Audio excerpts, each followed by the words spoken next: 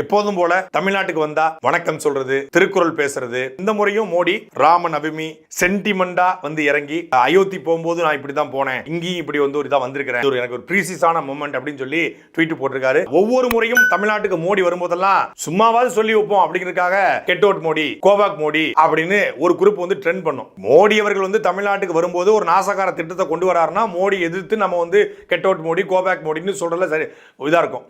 ஆனால் பாம்பன் பாலம் ஒன்றும் நாசக்கார திட்டம் கிடையாது. பாம்பன் பாலம் ஒன்றும் ஒரு பேரழிவு திட்டம் கிடையாது. மோடி வந்து இப்போ பரந்தூரை திறக்க வராருன்னா நம்ம கெட் அவுட் மோடி போடலாம். மோடி ஸ்டெர்லைட்டை மீண்டும் திறக்க வராருன்னா கெட் அவுட் மோடி, கோபாக் மோடி போடலாம். மோடி மீண்டும் ஒரு குடும்பம் அணுகுலை போல ஒரு அணுகுலையை திறக்க வராருன்னா கெட் அவுட் மோடி, கோபாக் மோடின்னு சொல்லலாம். மோடி வந்து ஒரு 8 வழிச்சாலையை அமைக்கிறதுக்காக கல்நாட்டை வராருன்னா கெட் அவுட் மோடி, கோபாக் மோடின்னு சொல்லலாம். ஆனால் சம்பந்தம் இல்லாமல் கெட் அவுட் மோடி, கோபாக் மோடின்னு சொல்லி ஒரு கும்பல் எப்போதுமே சொல்லும். ஆனால் இந்த தடவை சொல்லலை.